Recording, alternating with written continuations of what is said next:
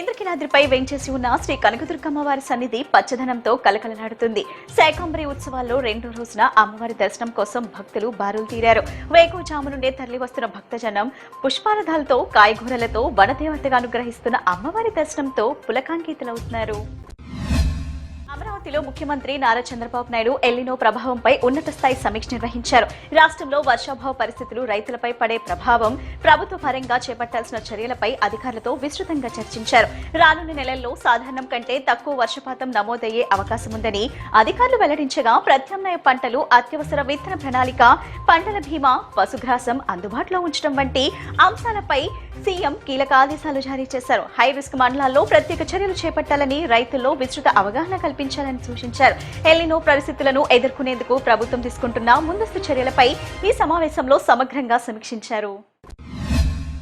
Machine శక్తి SAT కు ఎంపికైన విద్యార్థిని అభినందించిన లోకేష్ ప్రపంచ తొలి all girls lunar CubeSat project mission Shakti chat కు ఎంపికైన ధవళేశ్వరం విద్యార్థిని కంద్ర జశ్వతిని ఏపీ విద్యాశాఖ మంత్రి నారా లోకేష్ అభినందించారు. ఆమె భవిష్యత్తుకు పూర్తి మద్దతు ఇస్తామని భరోసా ఇచ్చి పోస్టర్ ను ఆవిష్కరించారు. ఉండవల్లిలోని తన నివాసంలో మంత్రి నారా లోకేష్ ను జెస్సీ కలిశారు.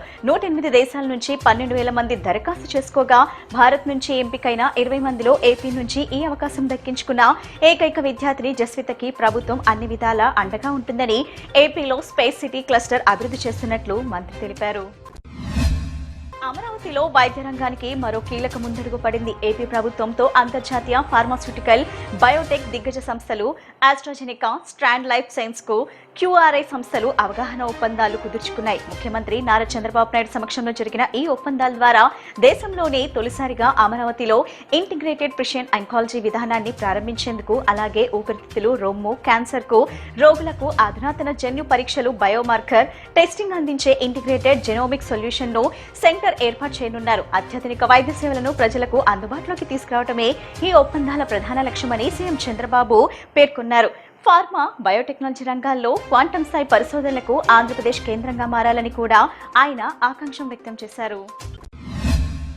ప్రభుత్వ పాఠశాలలో విద్యార్థుల్లో శాస్త్రీయ దృక్పథాన్ని పెంపొందించి ప్రయోగాత్మక అభ్యాసాన్ని ప్రోత్సహించేందుకు సైన్స్ ప్రయోగ కిట్లను అందజేస్తున్నామని జిల్లా కలెక్టర్ డాక్టర్ జి లక్ష్మీష అన్నారు. గ్రామీణ, పట్టణ ప్రాంతాల విద్యార్థుల్లో దాగి ఉన్న సృజనాత్మకతను వెలికి తీసేందుకు కృషి చేస్తున్నట్లు తెలిపారు. కూటమి ప్రభుత్వంలో విద్యా వ్యవస్థ తీవ్రంగా దెబ్బతిందని మాజీ మంత్రి వెల్లంపల్లి శ్రీనివాసరావు విమర్శించారు. డిఎస్సీ నియామకాల్లో అక్రమాలు జరిగాయని, ఫేక్ స్పోర్ట్స్ సర్టిఫికెట్ల ఆధారంగా అనర్హులకు పోస్టులు కట్టబెట్టారని ఆరోపించారు. అర్హులైన అభ్యర్థులకు తీవ్ర అన్యాయం జరిగిందని పేర్కొన్నారు. చిట్టినగర్ కుండల మార్కెట్లో వేంచేసి ఉన్న శ్రీ గంగాదుర్గ మారెమ్మ విశ్వేశ్వర స్వామివారి ఆలయంలో ఆషాఢ మాసోత్సవాలను వైభవపేతంగా నిర్వహించడం అభినందనీయమని మాజీ మంత్రి వెల్లంపల్లి శ్రీనివాస్ అన్నారు. దేవి ఉపాసకురాలు రవీనమ్మ సారథ్యంలో ప్రతి ఏటా ఈ ఉత్సవాలను నిర్వహిస్తున్నారని తెలిపారు. భక్తులంతా ఈ ఉత్సవాల్లో పాల్గొని అమ్మవారికి కృపకు పాత్రులు కావాలని ఆయన ఆకాంక్షించారు. విజయవాడలో మున్సిపల్ కార్మికులు తమ సమస్యల పరిష్కారం కోసం మరోసారి గళమెత్తారు. కాంట్రాక్ట్ విధానాన్ని రద్దు చేసి కార్మికులను పర్మనెంట్ చేయాలని, జూలై 30న నిర్వహించే చలో కలెక్టరేట్ కార్యక్రమాన్ని విజయవంతం చేయాలని సిఐటియు ఆధ్వర్యంలో పిలుపునిచ్చారు. మెగా డిఎస్సీలో అక్రమాలు జరిగాయని ఆరోపిస్తూ వైఎస్ఆర్ కాంగ్రెస్ పార్టీ ఆధ్వర్యంలో కృష్ణా జిల్లా మచిలీపట్నంలో భారీ నిరసన ర్యాలీ నిర్వహించారు.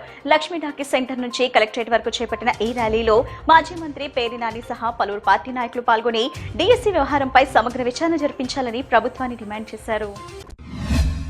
రాష్ట్రంలోని యువత, విద్యార్థులు ప్రభుత్వ తీరుతో తీవ్ర నిరసనకు గురయ్యారని మంగళగిరి వైసీపీ సమన్వయకర్త దొంతిరెడ్డి వేమారెడ్డి, ఎమ్మెల్సీ మురుగుడు హనుమంతరావు ఆరోపించారు. రాష్ట్ర వ్యాప్తంగా మెగా డిఎస్సీలో జరిగిన అవకతవకలపై సిబిఐ విచారణ జరిపించాలని డిమాండ్ చేశారు.